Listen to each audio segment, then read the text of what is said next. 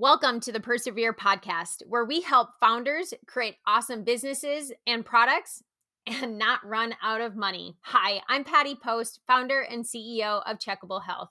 I started this podcast because I experienced loneliness and solitude as a solo founder.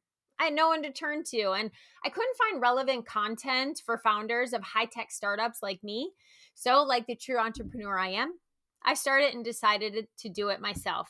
I really believe as founders, we need to keep persevering because what you are building in the world needs to be built. And if you don't persevere, no one else is going to. So keep on doing it. Today, my guest is Dr. Lyndsey Harper. She is an OBGYN turned founder of a digital health app called Rosy. Rosy is a women's sexual health app, and it will help you create a personalized wellness plan. It's no secret that you will turn on a TV show and you will probably hear an ad for men's sexual health. It's been very well researched, very well funded, and it's something that has taken great importance in our society. Dr. Lyndsey Harper, as a practicing OBGYN, she saw that her patients were coming to her with these sexual frustrations, whether that was lack of sex, lack of desire, pain. She saw that this was something that was really common. And when she looked out into the market, she couldn't find any assets and or communities or products that could help these women. So, like the true entrepreneur that she is, she decided to create Rosy. She has raised just under 4 million to fund this business, and she has a team of over 10 that are developing this native app. She is the only one in the country doing it, and her story is incredible. I think it's inspiring. I also think that it gives me confidence that there is something in the world for everyone. All right, welcome everyone. This is Patty Post, and I'm your host of the podcast. And today I have a very special guest, Dr. Lyndsey Harper, who is founder and CEO of Rosy, a sexual app for women that we can find at the App Store on Google and Apple. She is also a OBGYN and a mother, a wife, and she is absolutely inspirational. So, Dr. Lyndsey Harper, thank you so much for joining me. Oh, thank you for having me. What a sweet introduction. I really appreciate it. Thank you so much. You are so welcome. I am so proud to have you on because what you are doing for women, I'm going to just use you in the same name as Dr. Soni Javed, is the two of you, and you're just bosses in healthcare and in women's health. And it just, from a female that is a mother of a daughter, that I'm like, thank you for doing this because I hope healthcare is better for you and I, but also for the next generation. So thank you for your investment of what you're doing. Oh, well, thank you. I mean, honestly, it's my passion and I love the work and I love the connections that I get to make through the work, just like this. So, I mean, and I'm doing it as much as I am for you and me, for my daughters as well. So I'm right there with you. Isn't that so cool? I love it. Well, tell me about, how long did you practice as a OBGYN? So after my residency, so med school is 4 years, residency is 4 years, and then I was in private practice for 8 years here in Dallas in private practice. And what kept happening, like I feel like I was really well trained for pregnancy, for taking care of women in who needed surgery, screening for cancer, screening for STIs, contraception, a little bit of menopause, all the like what we in medicine call the bread and butter gynecology. But what was happening is that my patients, as we were kind of like, growing up together, if you will, and also just developing deeper relationships through, a longer course of time, they started to share with me sexual health concerns. And I was completely taken off guard. I was like, wait, what's going on here? Why are so many of my patients having trouble with sexual health? Particularly low desire was one I was hearing about all the time, but also sexual pain, trouble with orgasm, pain or, symptoms after orgasm, like all of these sort of nondescript things. I was like, man, I really missed the boat on this in my training. I had a baby in residency. I'm like, maybe I was on maternity leave, or maybe I have a very specific subset of patients, or like I was trying to figure out why this was happening. But it's that way for everybody. 43% of women have a sexual health concern, nearly half of us. And OBGYNs across the board are not trained in women's sexual health. It's just, once the realization was made, I was like, what in the world is going on? Like, what Yes. year is this? How is this the state of healthcare? How is this the state of the care that I'm providing? And what can I do to fix it? So that's really where this all got started. It reminds me of speaking with physicians about the lack of nutritional training Oh, yeah. throughout Very medical similar. school. Yeah. I mean, we have more on nutrition than we do on women's sexual health, if that leads you to any conclusions, which is very disappointing for most of us. I did learn a lot about nutrition in medical school that I had never learned before, but not nearly enough to speak to it from, someone who you would call doctor, right? So I did have a baseline improvement in my nutrition knowledge, but definitely not anything like you would expect us to have. And it's just because it's not been a huge part of medicine in the past, but women's sexual health, 0 hours, like Like literally no 0 hours. chapter, not No, even a no chapter, reference. no lecture, no nothing. I spent 2 weeks in an erectile dysfunction clinic at the VA as a medical Okay. student. That's what So I was I just got, going to yeah. ask. So the opposite is not true for men, and that's it's frustrating because when we think about men's sexual health, who takes care of that? Everyone knows urologists take care of men's sexual health problems, but you can also get an erectile dysfunction prescription from a family practitioner. You can get it from an internist. You can get it from lots of different disciplines of medicine. Who is taking care of women's sexual health complaints? It's not urologists. It's not OBGYNs. Like, there is nobody.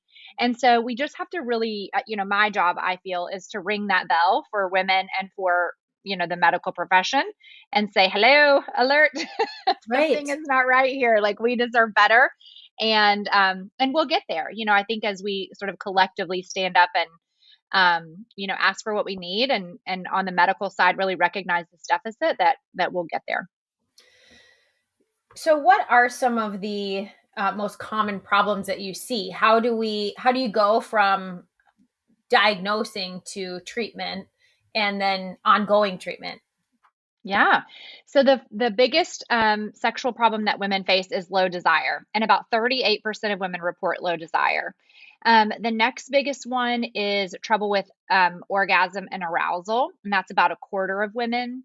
And then we also have issues with lubrication. Lubrication issues come up during lots of times of life. It can be postpartum, it can be during certain times of your cycle, it can be during menopause, obviously, and postmenopause. Also, there's, sexual pain is something that's really understudied and undertreated and under discussed. And so the data on sexual pain is kind of all over the map because we don't have a great way to study it, but the incidence is anywhere from about 10% to 75%. So the data is that 75% of women will experience sexual pain at some point in their lives. So, there's a lot of different issues. And I think the bad rap that sexual health gets, because we don't know enough to speak, intelligently about it, is that it's really complicated, right?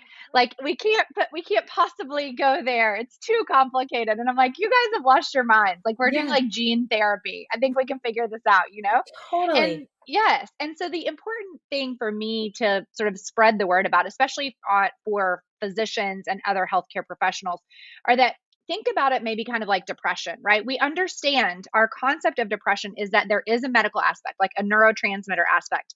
There is a behavioral health aspect, right? We give behavioral health modifications all the time. And there is a relationship aspect, or a, social aspect. The same is true for sexual health. Just because there might be a relationship aspect, there might be a mental health aspect, that does not mean that there's not a medical aspect. In fact, many of the times there is. And it is our jobs as physicians to address the medical pieces of the puzzle, right?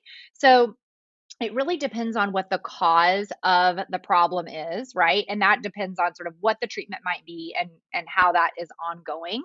But we operate in this multidisciplinary model, which is to say we recognize the woman, and this could to me, this really applies to all aspects of healthcare. But since I'm building this company, this is how I've decided to address sexual health, that we address it from the medical side of things, from the mental health side of things, and from the social side of things. And we really build this holistic model because that's how I want my healthcare needs addressed.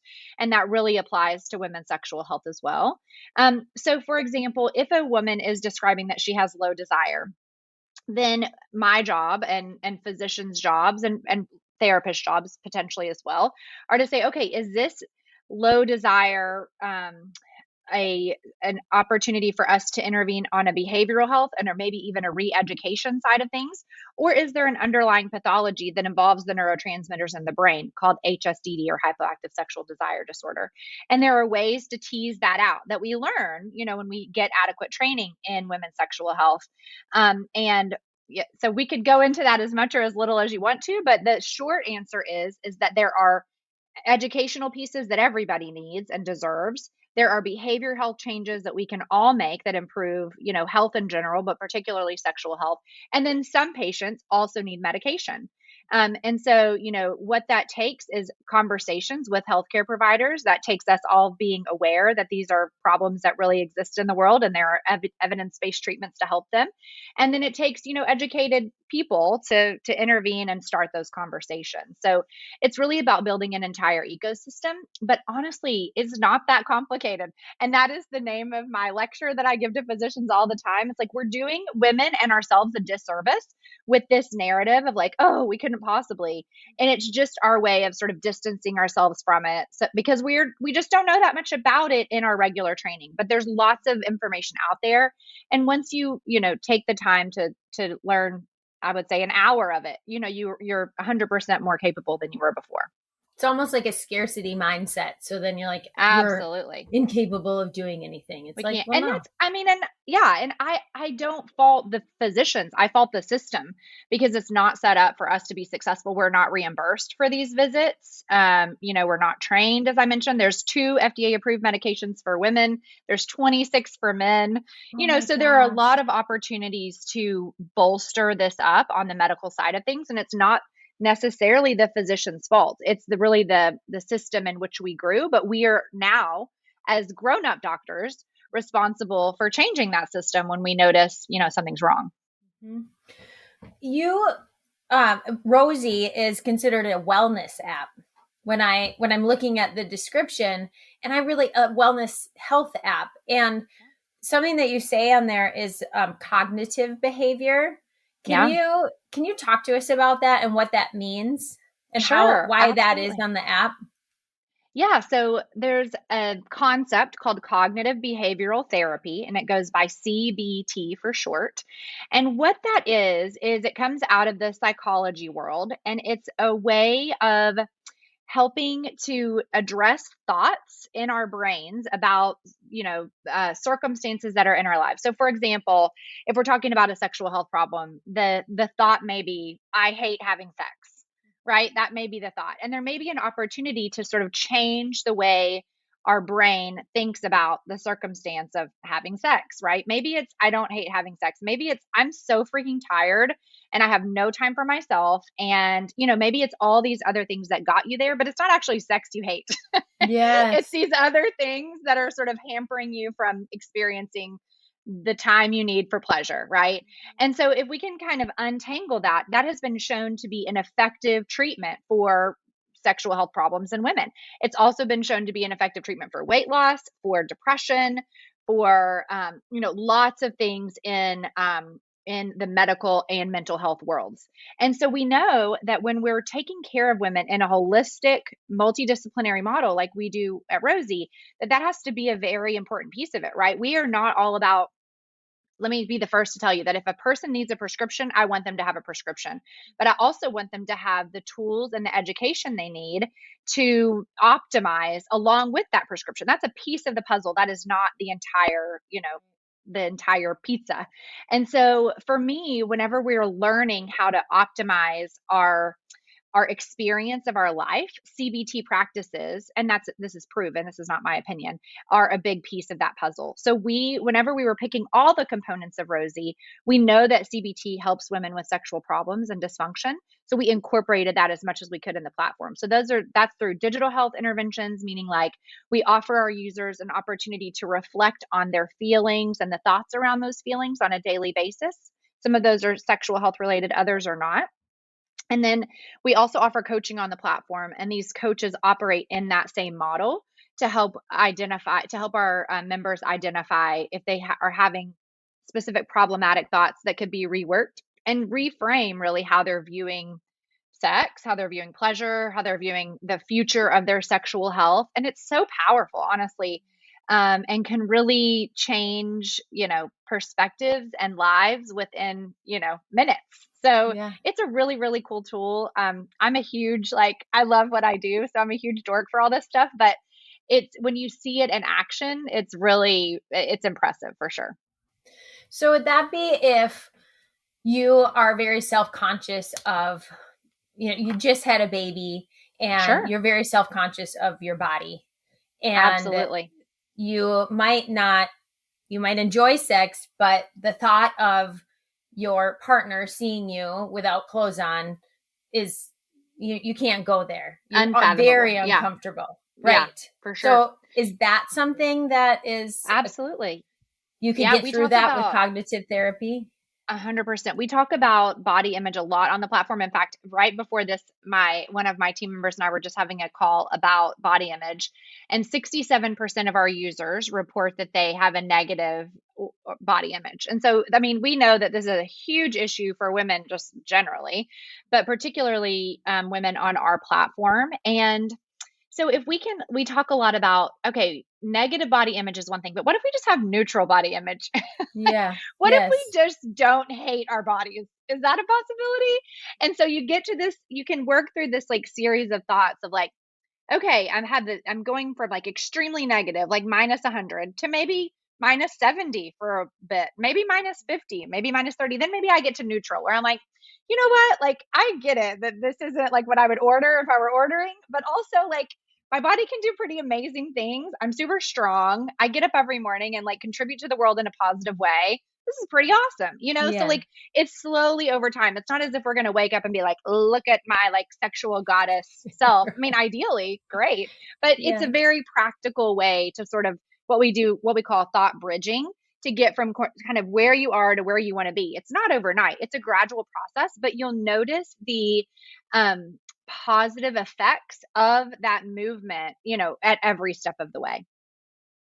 That sounds nice, actually. And I heard someone say, your body has done so much. After I was saying, after I had my first, I'm like, oh my gosh, I just hate how I look. And she said to me, your body just created a miracle. No, 100%. your husband does not care. Your husband would rather have And they sex really than don't. not. They don't care. Exactly. They don't And care. you should look at yourself and be super proud of what you've just accomplished. And I've had all C-sections. So that's something that still I'm like, oh Yeah. maybe I should get a tummy tuck. And Right. I don't want $10,000 to go towards another Right. surgery, right? Not Right. another surgery, but those are mental ways that I refer back to that conversation quite a bit in my mind. Totally. Yeah. And there's lots of different ways through these amazing people that we've worked with that I've learned. I'm a physician, right? So I'm not trained in the therapy world, but I've had some training through all of these people that we've worked with. There's a whole nother idea called thought stopping, where you identify those problematic thoughts. So you're looking in the mirror, that C-section scar, and you're like, meh, this is not for me, But then, so there's a way to interrupt and be like, hey, would I talk to my daughter like that? Absolutely not. Would I talk to my Right. best friend like that? Absolutely not. What are some things I might say to my daughter or my best friend if I were looking at her in the mirror? And you try to parse out those thoughts and ideas. Just shut down the C-section ideas. That's not helpful. It's not going anywhere. And there's nothing you can do about it unless you want to have surgery. We've decided you don't. You know what I'm saying? So Yeah. it's let's focus Yes. on the things that we might call out to our best friend or our daughter and start telling ourselves those stories rather than the really negative ones that we've just learned to put on repeat from society and culture and what we learned from our upbringing, you know?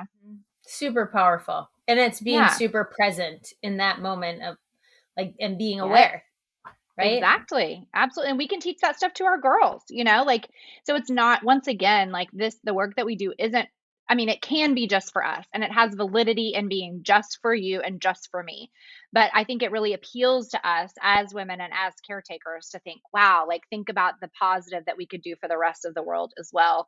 And so when we model these behaviors, that's what our girls learn. And how much cooler would that be than this other sort of negative narrative that we've all learned? 100%. They're going to Yeah. be healthier, happier, more confident in their relationships and in themselves. Yeah. That's awesome. That's the hope for sure. Okay, so tell me some more benefits, features and benefits Yeah. that you have of Rosy and how it impacts us as females or those that Yeah. just your customers. Totally. Okay, so when anybody downloads Rosie, they'll go through this onboarding questionnaire, right? And what that does is it helps us to understand where each of the people that onboard to the platform are coming from, and we understand that every person's sexuality is as unique as their fingerprint, right? It's not just are you gay or straight or what, you know, there's so many things that come into that. It's our identity, it's our sexuality, it's our health, our physical health status, it's our mental health status. Where are we in our reproductive life cycle? Are we struggling with infertility? Have we had breast cancer? What are the religious and cultural overtones that we've experienced in our lives that might be affecting how we think about sex and approach sex in the first place? What's our partnership status? Is our partner experiencing sexual problems? What's the communication like in our world about sex? So we're able to take each of those little ingredients and create for each of our users this personalized wellness plan that then they can interact with every single day while they're working through, I mean, that breadth of all of the content we've created. And we've done so with physicians like me. We've done it with therapists, with psychologists, with pelvic floor physical therapists, with oncologists, with trauma therapists, really trying to put into, you know, this product, pour into it all of our understanding of this multidisciplinary and holistic approach to sexual health to really support women in all the ways that we need to be supported. So if a user comes through and she's having, you know, and she's having menopausal symptoms and vaginal dryness, we have like best in class, you know, Harvard menopause doc who's created a whole menopause course for us to help our users understand what their options are, what the risks and benefits are, much like you might encounter in a specialist office if you were to have an hour, 2 hours with them to just download everything that they, you know, want to tell you. And so it's just a really cool, safe place to get very high quality evidence-based information. And I think that's what we all need. We don't want to be Googling our sexual health problems. Right. You know, Right. Dr. Google and WebMD tell us we're going to die at every turn. Like that's not reliable. And we want to make sure that the people that are giving us this information have been vetted.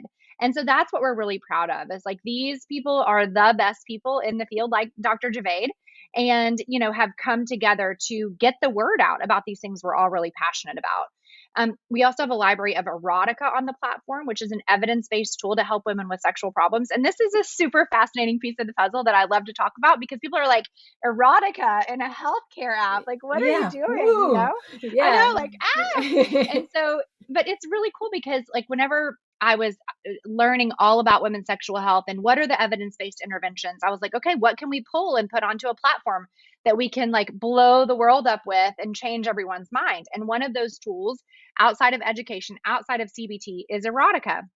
And I was like, wow, this is different. And I don't know, I didn't know anything about erotica at the time. I was like, but if it works, like it's no side effects, it's safer than a medication. You know, it's easy. Like what's the rub here? So we put it on the platform.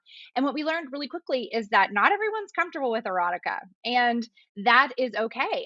I love to just honor, you know, whatever stage a woman is at or whatever context that she's coming to us from. I want to honor that. I don't want to disrupt that. And so what we did in response to that is we created 3 spice levels. So the first level is we merely mention sex. It's like sex might be happening in the other room, but we'll never talk about it. Maybe we'll give you a little wink like the Notebook. The middle tier is, a bit spicier. And then the third tier is a lot spicier. And so you can pick that curated experience. And then there's also 9 different genres of erotica where you can say, this is what I want to read about. This is what I don't want to read about. And what we're really trying to do there is open the mind to fantasy and positive thoughts about sex, but also kick off there something that we talk a lot about on the platform called the arousal desire pathway or responsive desire. So many women who explain that they have low desire actually just have responsive desire, which means they need something to get the cascade started, right? So sometimes women start having sex to feel desirous, which is a legitimate way to do it.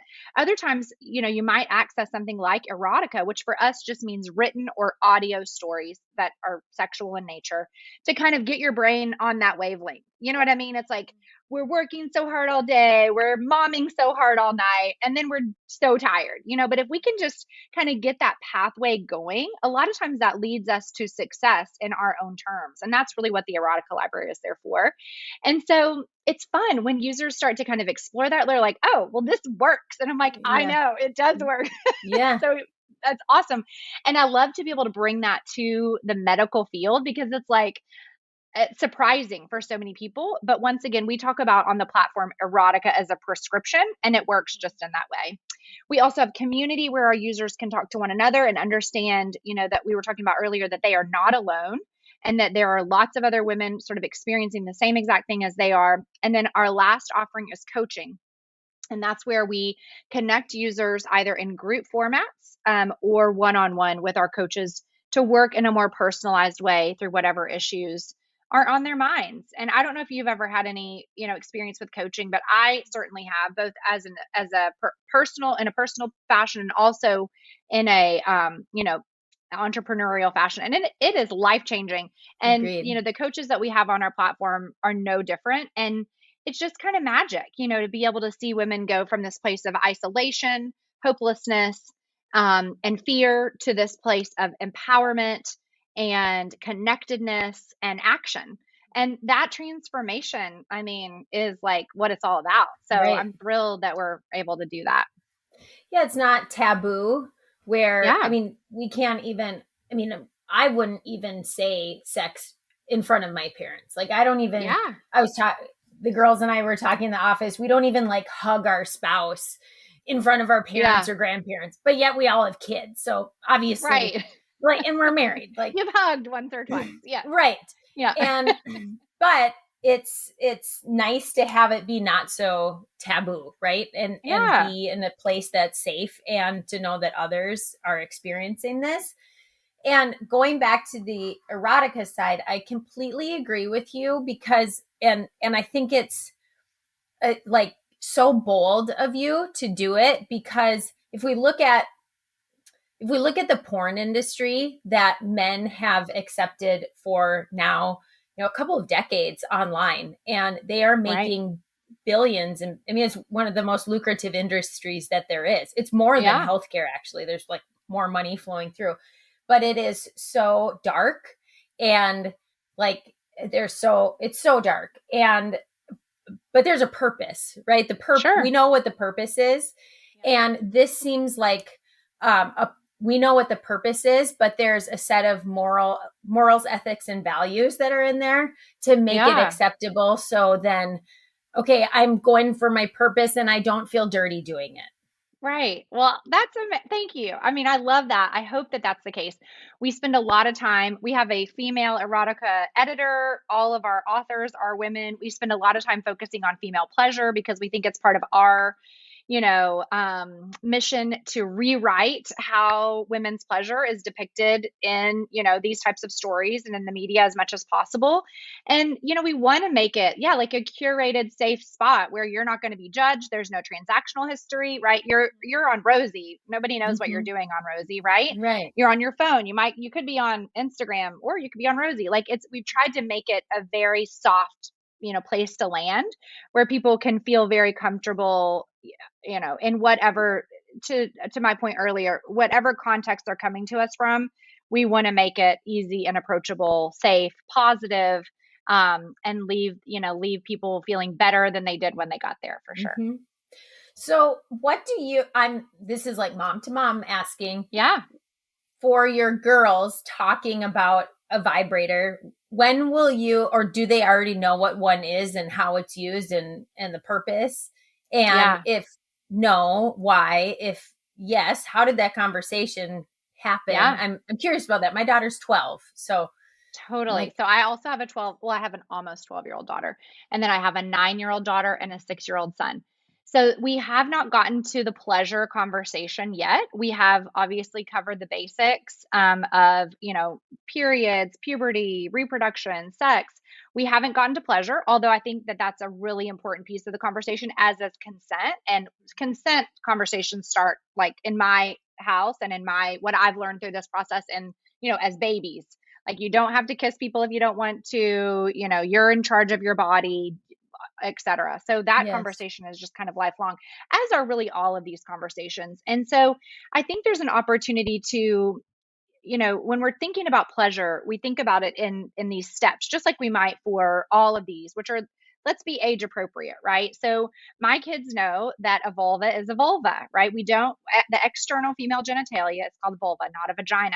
And it has a different name, which is important because the vulva includes the clitoris, the labia. The vagina is the internal part where tampons go and where babies come out. And when we call the vulva the vagina, that erases the pleasurable part of a woman's body that Oh, is there just yes. for pleasure, right? So when we're talking about, oh, we haven't had like the vibrator conversation, we have had the vulva conversation, right? And what makes up a vulva and why is it not a vagina? And so just semantics and language for boys and girls is actually really, really important, obviously, from the time you're teaching them all their body parts. So that part of the conversation has started. Now, I would say I don't know that I have like I mean, literally, if anyone is going to learn about stuff, it's going to be my kids. We get Right. like all the things delivered Yeah. to the house, and I mean, from companies that I don't order from, like Yeah. it's like a madhouse around here. So I can't say that they've had no exposure, but I've not like sat down and been like, this is a vibrator and this is what Right. you do with it. But I Yeah. definitely think in their early teenage years, that's a very appropriate conversation. And I do think we need to empower our girls with the knowledge that they are entitled and to the experience of pleasure, just like our boys are, right? Whether that's self pleasure, whether that's partnered pleasure, how do we consent around that, and how do we make sure that that's being approached at a pace at which you feel comfortable and are ready to assume responsibility for.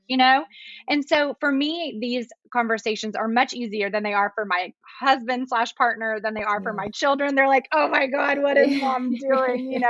But that's just because I Yeah. practice this language all Yes. day, every day.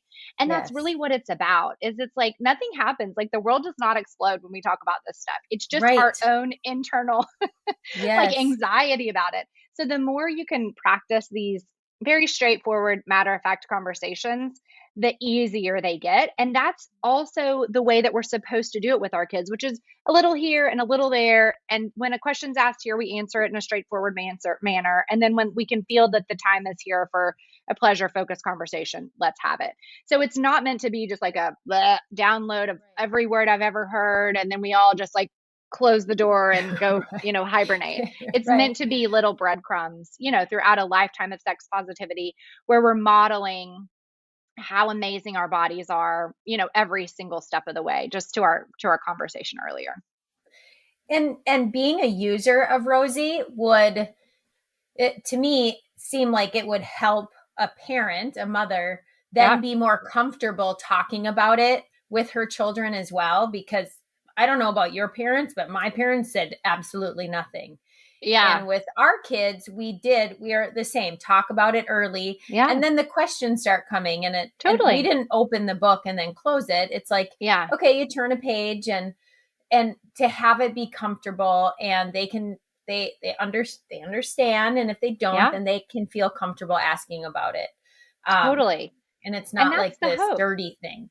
Exactly. Yeah, it's not Yeah. dirty in a closet. It's like how we all got here. Like we were talking about that earlier. Yeah. Like this is a huge part of everyone's life that no one talks about. Yes, You know what I mean? exactly.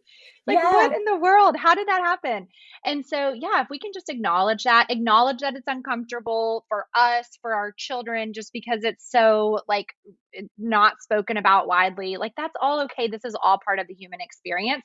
And however we come into it is okay. And Yeah. that's fine. But the hope is, and we've seen this definitely through a lot of our members, is that as we become empowered, as we start practicing talking about it with our friends, with our partners, with our physicians, that then we can talk about even that change with our families, with our daughters, and be like, hey, this is how I grew up.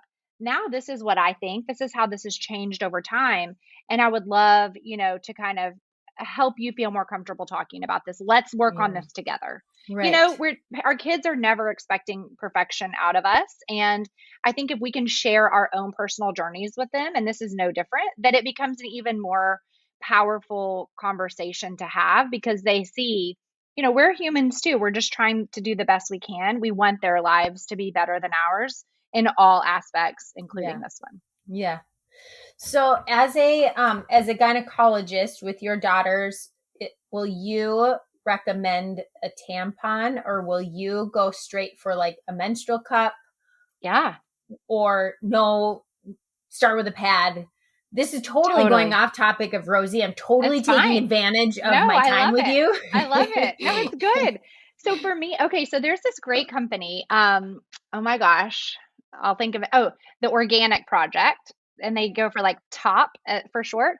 They have an awesome like period box that they send out. So they make organic tampons, and I don't really know if I have a strong feeling about organic tampons or not, but I love this company, women founded.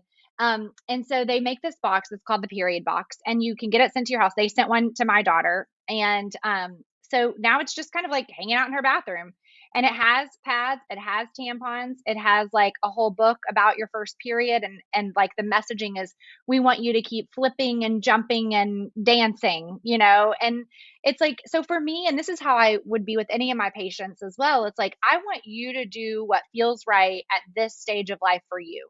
Because here's the thing, whenever I was growing up, my mom had specific issue with me using a tampon, but I wanted to swim. Like, I don't understand what you're supposed to do. It's like Yes. a tampon Yeah. has nothing to do with like, we could get into a whole nother podcast about this, concept of virginity and all of that good Yes. stuff.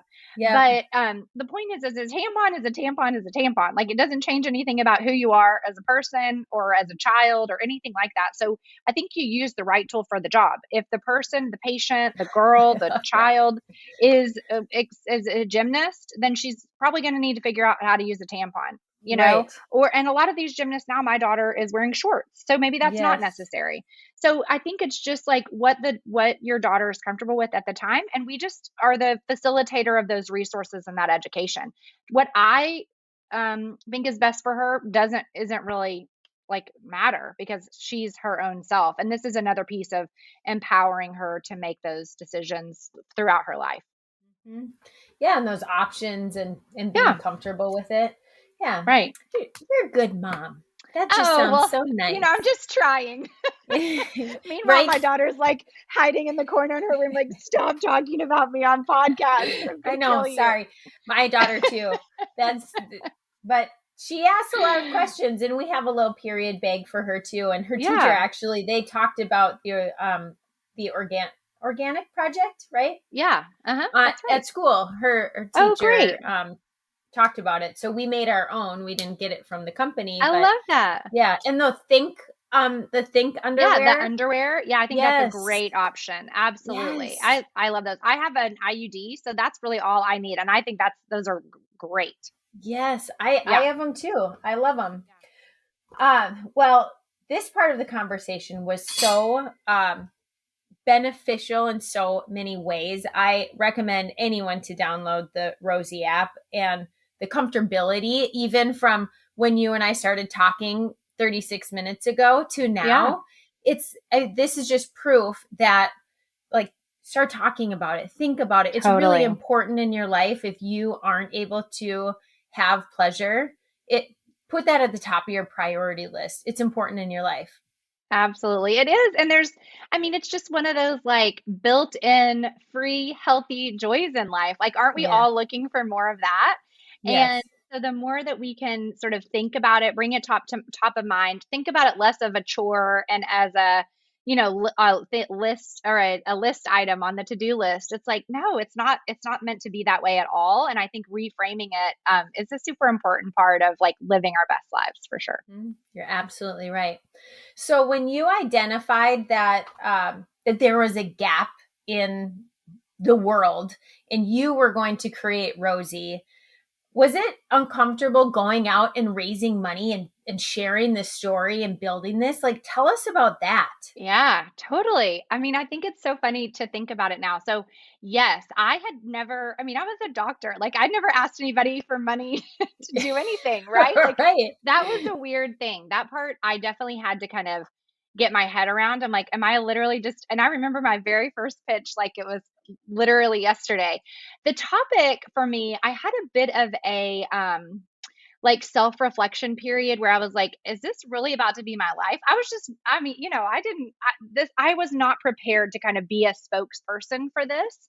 And I had never been such really in any other manner in my life. And so, but I was angry enough about it where I was like, okay, if I don't do this, I'm not sure that it's going to happen. And then, so it was almost like a feeling of obligation. Like I thought the thought, I had the, wherewithal and also the like personal support to make it happen. So if I didn't do it, I was going to feel really bad about that. You know what I'm saying? And so, yeah, so kind of once you have that realization, there's really no turning back.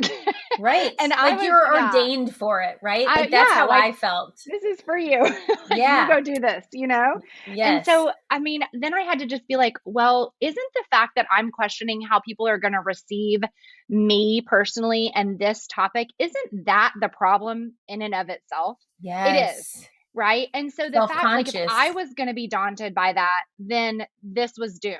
And so I just made a decision like, no, like that thought angers me that we can't have a respectable conversation about a women's health topic without fear of being judged. Like that makes me mad. And therefore, I'm going to do whatever I can to change it. So, kind of once that flip was switched for me, and I realized, yes, I'm going to have to be the face of this company. I'm in a great position as a physician to be a spokesperson about this. Like, I got to go, I got to do it. And there was also a conversation like, if you don't want to leave practice, which was another huge issue for me, we'll get somebody else to run this. And I was like, nope, like this is my fourth child. I'm not Yes. handing her over to anyone. Yeah. So let's do it. And kind of ever since that sort of maybe 2 month decision time period, like I have literally never looked back.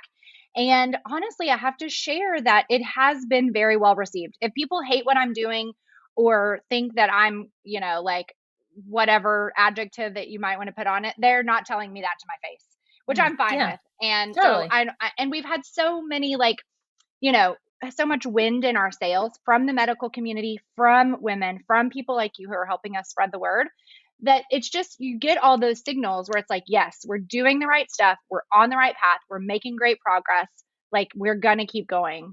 So all signs are continuing to point us in this direction for sure. That's awesome. I Thank you. So you couldn't stop thinking about it. You took 2 months to be like, okay, I'm a I'm a doctor. I have a Yeah, practice. I have totally. patients. And Pregnant patients. yes, like Yeah.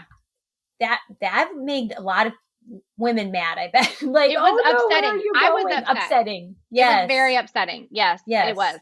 And yeah, so I made the decision. I announced to my patients about 6 months before I actually left so that if they wanted to find, like, I had partners they could see, I felt real like that. I felt guilty about leaving my partners because I love them so much to this day. They're such great supporters. And then my patients, you have such a great connection with them. And Yeah. that was really hard and sad. But, also I have this is a wonderful, great part of my life as well. So, Now you have like how many users do you have right now? so we have around 200,000 accounts created on the platform. Yeah. Holy cow. So So, now you have yeah. like 200,000 patients. that when I try to call and get into my gynecologist, it's Yeah. 9 months, Right. right? It takes a long And time for sure. so then that would mean it would take me 9 months to take care of my sexual health. Yeah. Really, Right. what you're doing right now is you're giving me access right now, and you're giving me the treatment, access, the treatment, and I mean, in the community. It's just like so many different things that you're actually doing more than you were when you were practicing at your Well, practice. So it thank you. definitely, honestly, it's my pleasure for sure. It definitely looks differently because I still practice every once in a while at the hospital. So that's where I get my like patient fix, where I get to lay hands and do surgery. And like, I love just the interaction. But it's so I had to trade that regular one-on-one, like, let me hold your hand while we talk about this really tough thing, right? Whether that was pregnancy loss or divorce or whatever that really tough thing was. I love that like moment where it's like, I am here for you. I hear you. I see you.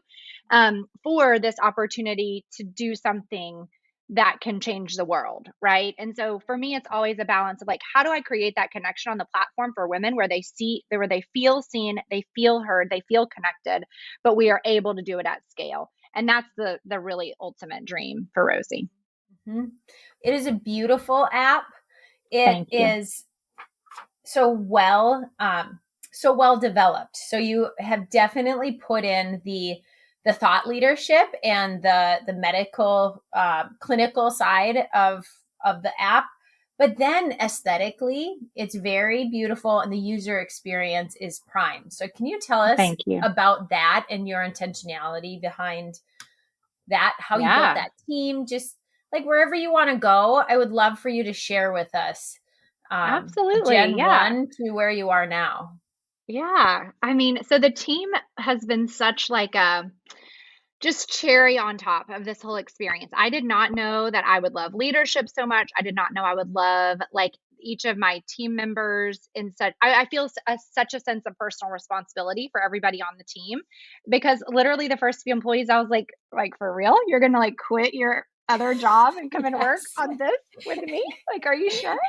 But you can't say that, but like I still Yeah. feel so like just grateful that these people did that. And I don't know. I think I've been really, I have always sort of hired and led from a really like heart. I mean, this sounds so hokey, but like Brene Brown heart centered place, Yes. No, which it's is not to hokey. say, yeah, which is to say, like, I really value hustle. I really value passion. I really value the ability to kind of do what is needed when it's needed over titles and experience and accolades.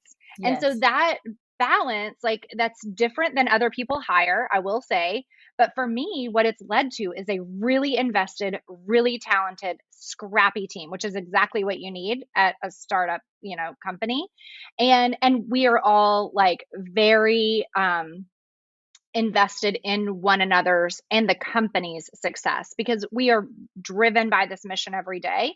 And we know that it's not about our individual contribution, but truly like, if the mission is successful, what is our global contribution? And so that's been my sort of tendency thus far. I plan to always lead that way. I think it's such an honor and a privilege, and it leads to, like, to your point, like such a beautiful body of work, that you can Yeah. tell like people's hearts are in for sure.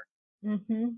I was just saying this to my team. Like I was seeing the app that in Figma, walking through and Yeah. looking at this user experience. And I just had to stop and look at everyone and say, I'm Yeah. so grateful that all of Yeah. you are here committing to this mission. I mean, Yeah. from a founder's perspective, is there any Oh, greater feeling? there's nothing greater. Like, literally Yes. nothing greater. Yeah, for sure. Yes. I'm Awesome. so with you. And they're all just good people, and then you think of this beautiful product that you have. It's Right. like so exciting, right? It is. It's very exciting for sure. Yeah. So when you raise, how much money are you past your Series A?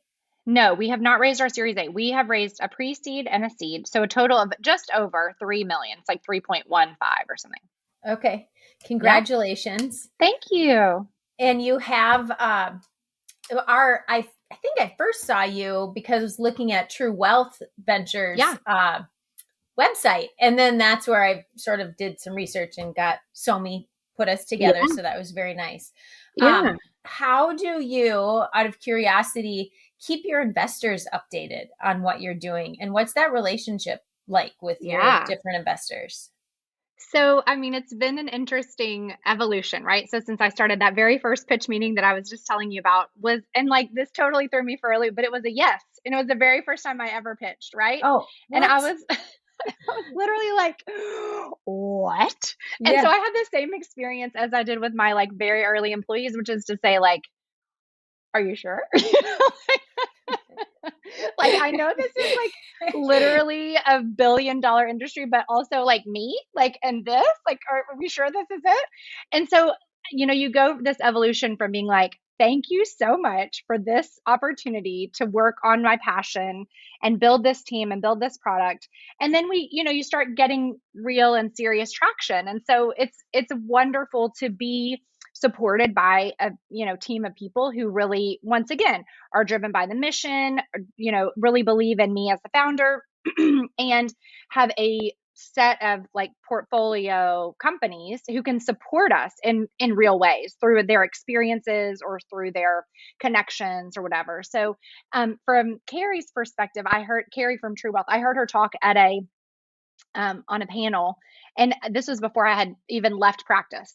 And I was like, oh, like she will be an investor in Rosy. And so I mean, I just worked that entire time on building that relationship, on showing her the data that she needed. And then that they led our seed round. So that was a really awesome, occasion for us because I wanted them to be a part of this from the very beginning.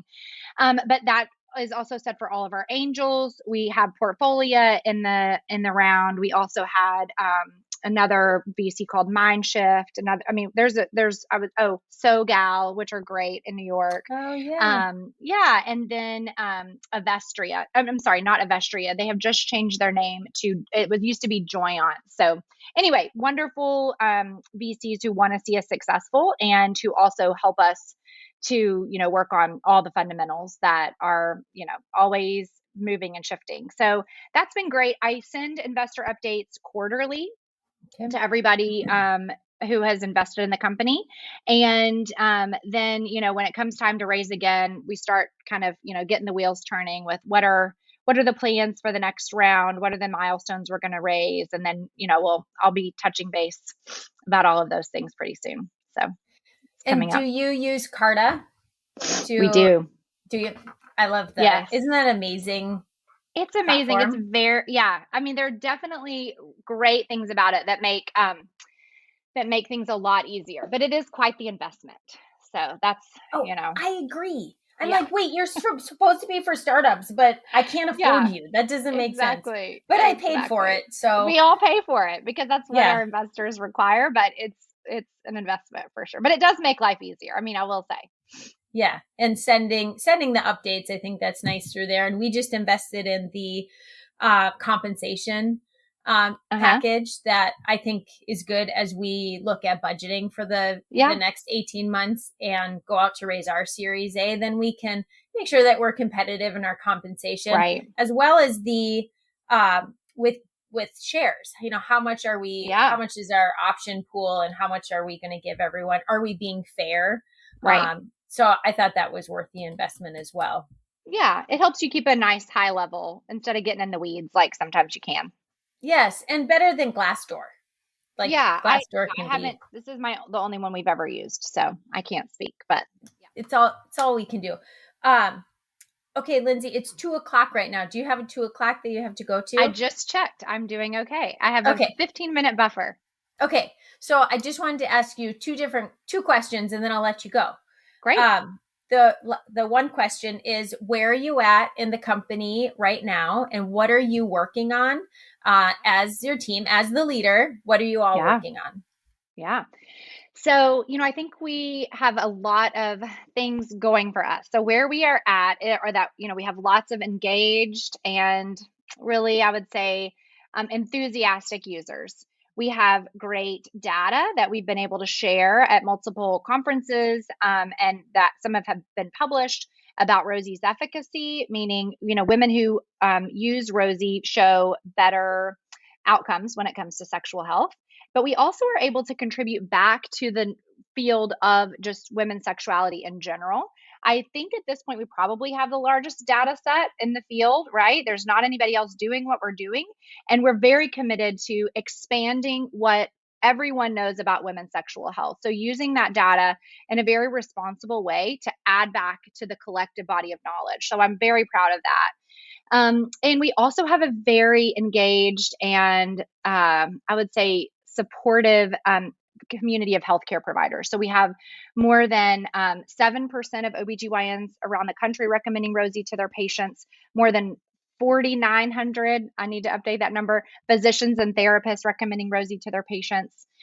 So extremely enthusiastic healthcare provider recommendation sort of network, which makes me so proud as well.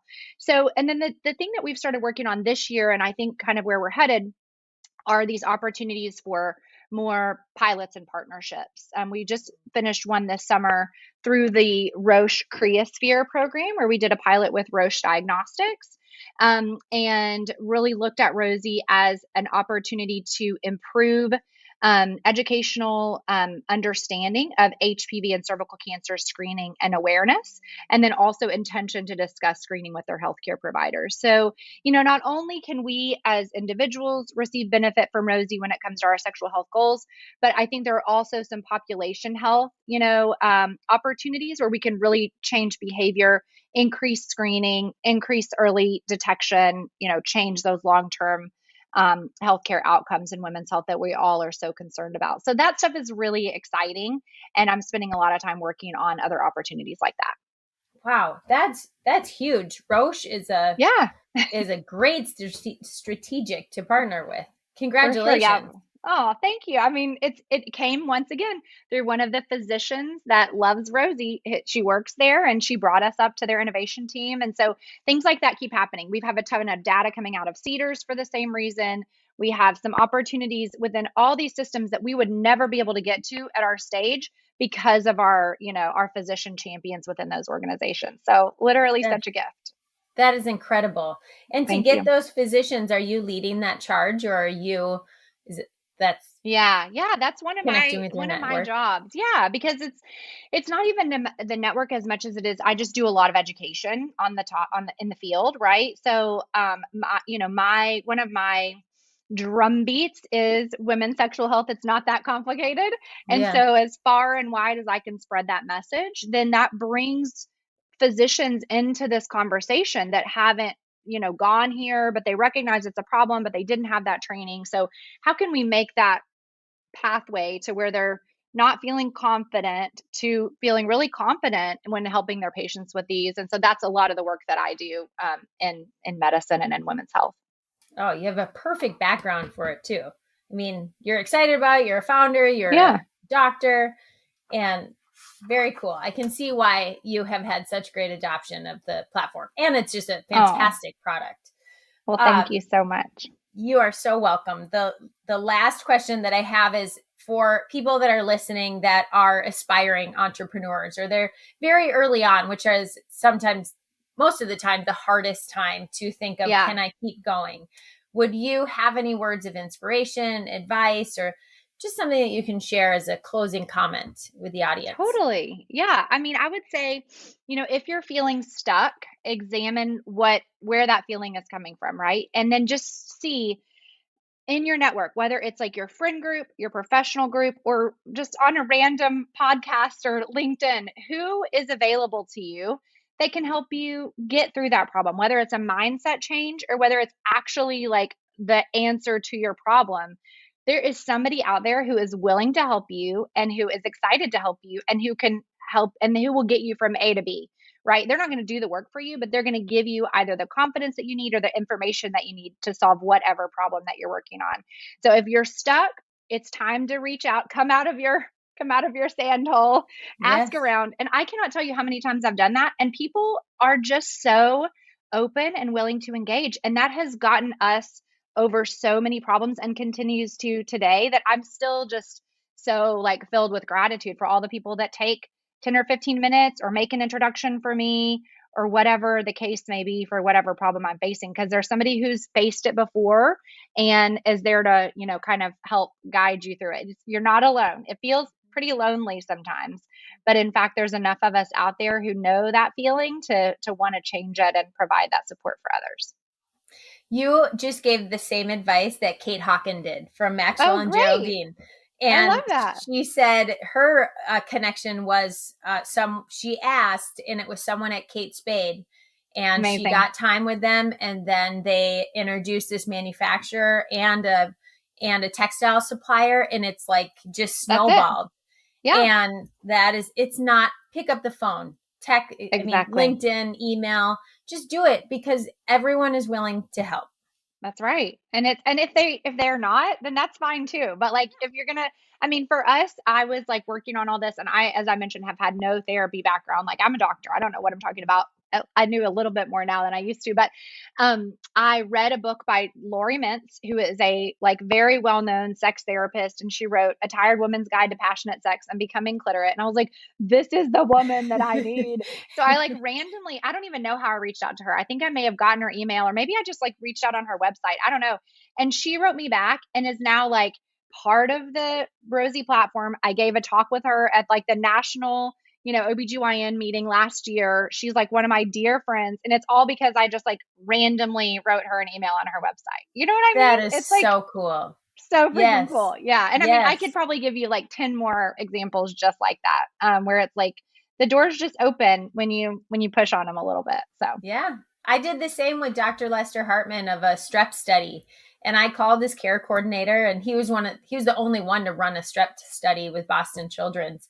And he went to my FDA pre-sub, like that's loved it. amazing. Yeah. Yeah. So It's so cool. people want to help. They do.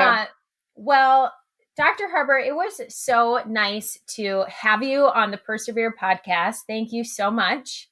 And I am really stressing that women should download the Rosy app. It is a wonderful work, and I really hope to meet you when we are I think you're going to be at the health conference as Yes, well. You're speaking, right? I'm speaking. Yeah. I'll see you there. Well, I will be there front row cheering you on. Thank you so much Amazing. for your time. Oh, thank you for having me. This has been great fun. I really appreciate it. You bet. Now, if you love this episode and if you want to keep the conversation going, head over to LinkedIn and find the Persevere podcast community. We will continue the conversation as well as connect with other founders and talk about the challenges that we're facing and the opportunities that exist. It's great to network as founders. And everyone is welcome. Everyone is welcome. Do you know someone that would be a good fit for the Persevere podcast? Please direct message me on any social channel at Patty Post CEO, and I'd love to hear your suggestions. This podcast was brought to you by the Checkable Health production team and edited by the Grow the Show team. Well, that was an excellent episode. Dr. Harper, thank you so much for joining me. I think that this is a prime example of being an entrepreneur, finding a gap, and then creating this solution and being driven to get it done.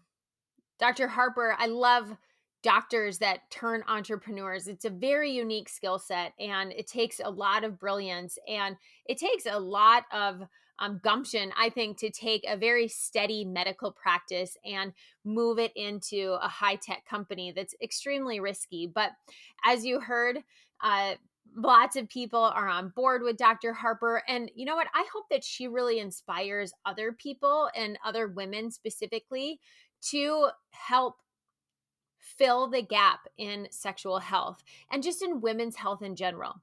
We need more research done, we need more funding, and we need more products that help women's health move forward. We are so important. Keep on changing the world. So with that, keep persevering, and please give us 5 stars. It keeps us going. Subscribe. And until next time, you keep on persevering in business.